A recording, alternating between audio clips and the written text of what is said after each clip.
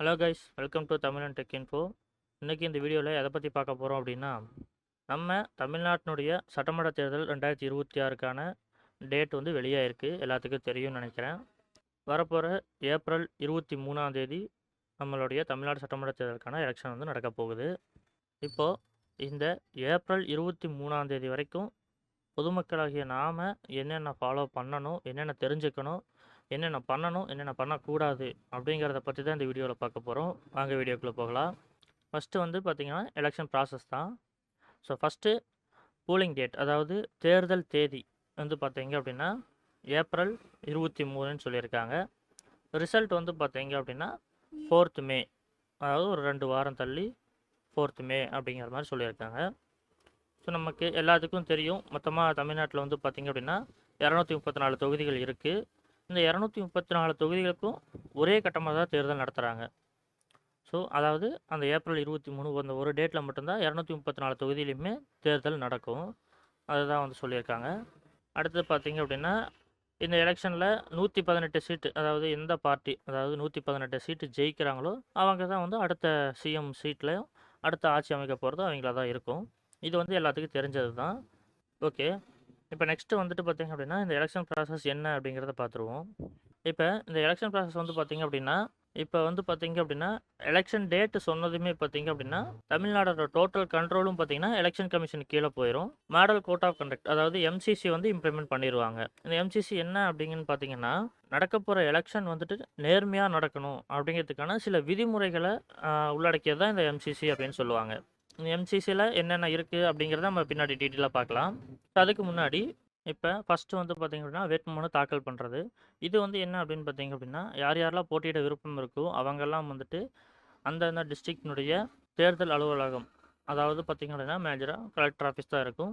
So அங்கே போய் இவங்க வந்துட்டு நான் வந்து இந்த மாதிரி இந்த தேர்தலில் போட்டியிட விரும்புகிறேன் அப்படின்னு சொல்லி அதுக்கான ஃபார்ம் வாங்கி டெபாசிட் தொகையோட அந்த ஃபார்மை ஃபில் பண்ணி அவங்க வந்துட்டு வேட்புமனு தாக்கல் செய்யணும். இது வந்து பார்த்திங்க அப்படின்னா வேட்புமனு தாக்கல் தொடங்குறது எந்த டேட் அப்படின்னு பார்த்தோம் அப்படின்னா 30 மார்ச். முடிகிற டேட்டு பார்த்திங்க அப்படின்னா 6 ஏப்ரல். அதாவது 30 மார்ச்லேருந்து 6 ஏப்ரல் வரைக்கும் வேட்புமனு தாக்கல் செய்யலாம் அப்படிங்கிற மாதிரி சொல்லியிருக்காங்க. அதுக்கு அடுத்தது பார்த்திங்க அப்படின்னா வேட்புமனு சரிபார்க்கறது. இது வந்து எதுக்காக அப்படின்னா, இப்போ ஒரு 10 கேண்டிடேட்ஸ் வந்துட்டு வேட்புமனு தாக்கல் பண்ணியிருக்காங்க அப்படின்னா அந்த 10 பேர் இந்த எலெக்ஷனில் போட்டியிடுறதுக்கு தகுதியானவங்களா இல்லையா, அவங்களுடைய ஆவணங்கள் அதாவது அவங்களுடைய டாக்குமெண்ட்ஸ் எல்லாம் கரெக்டாக இருக்கா, சட்டப்படி அவங்க இந்த எலெக்ஷனில் போட்டியிடலாமா கூடாதா அப்படின்னு செக் பண்ணுறது வந்துட்டு பார்த்திங்க அப்படின்னா 7ஆம் தேதி ஏப்ரல், அதாவது வேட்புமனு தாக்கல் முடிஞ்ச அடுத்த நாளே இதை வந்து செக் பண்ணிடுவாங்க.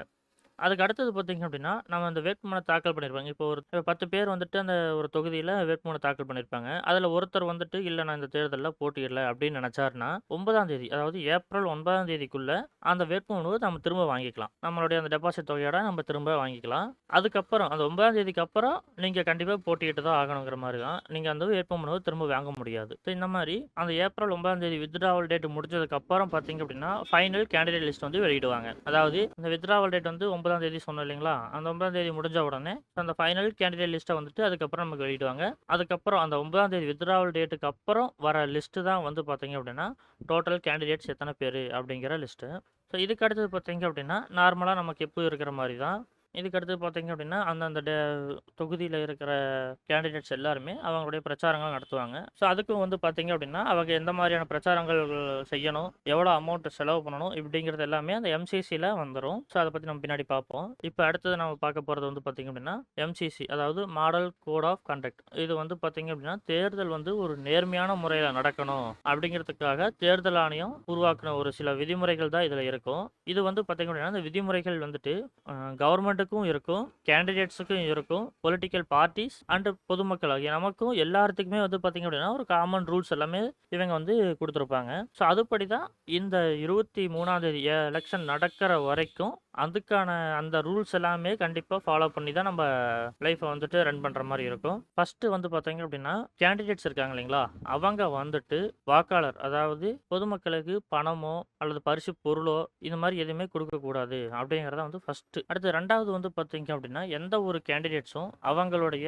ஜாதி அல்லது மதத்த பத்தி பேசக்கூடாது. அல்லது வேற ஒரு ஜாதி அல்லது மதத்த பத்தி பேசி, பொதுமக்களுக்கு இடையில ஒரு வெறுப்போ, இல்ல ஒரு சண்டை வர மாரியான, ஒரு பிரச்சனை வர மாரியான எந்த ஒரு சூழலையும் உருவாக்கக்கூடாது அப்படிங்கிறது தான் 2வது. இதுல வந்து பார்த்தீங்க அப்படின்னா, இங்க பிரச்சாரம் பண்ணும்போது, அவங்க என்ன செய்ய போறாங்க, அவங்க ஆட்சிக்கு வந்தா என்னென்னலாம் செய்வோம் அப்படிங்கிற அவங்களுடைய வாக்குறுதிகள் மட்டும் தான் நம்ம குடுக்குற மாரி இருக்கும். மத்தபடி மதம், சாதி அடிப்படையில அவங்க வாக்கு கேட்கவே கூடாது. அத பத்தி பேசவும் கூடாது.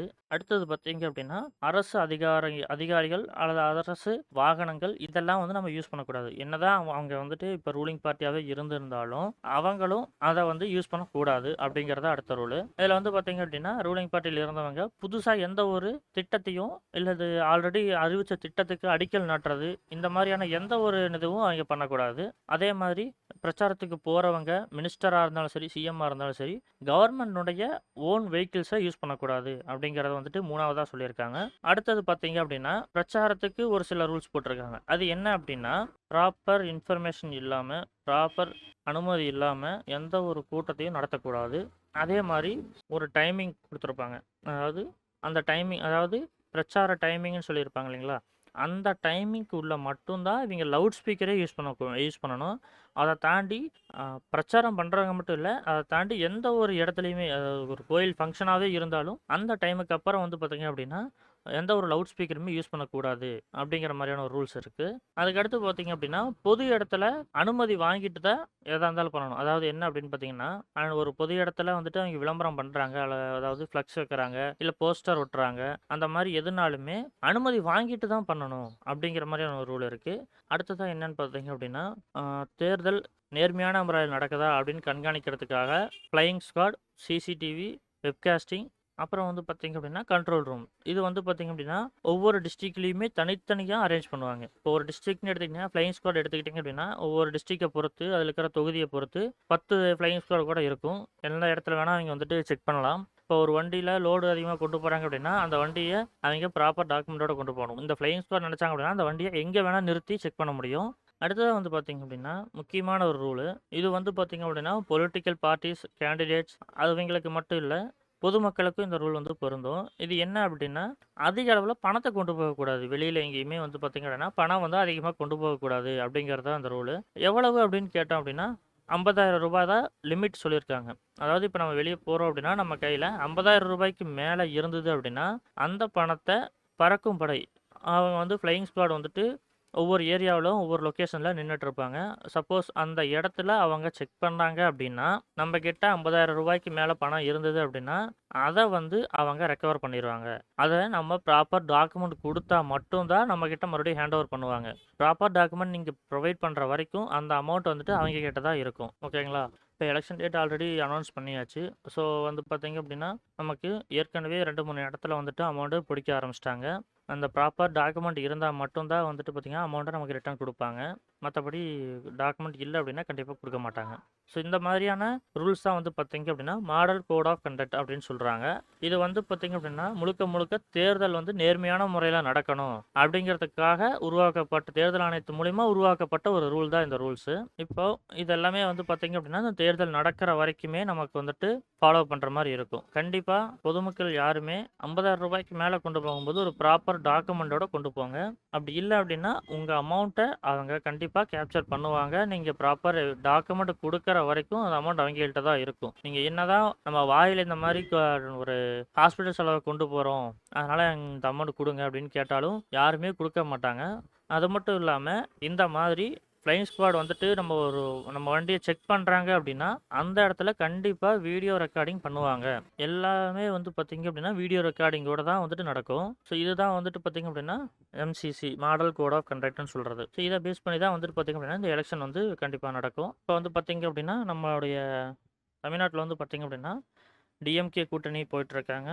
ஏடிஎம்கே கூட்டணி, அப்புறம் டிவிகே விஜயோடைய டிவிகே, அப்புறம் சீமானுடைய என்டிகே. இவங்க எல்லாருமே வந்து பார்த்தீங்க அப்படின்னா, களத்தில போட்டியிட்டு இருக்காங்க.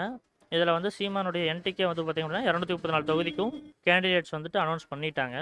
இந்த மாரி இந்த 4 பேர் போட்டியிடுறாங்க.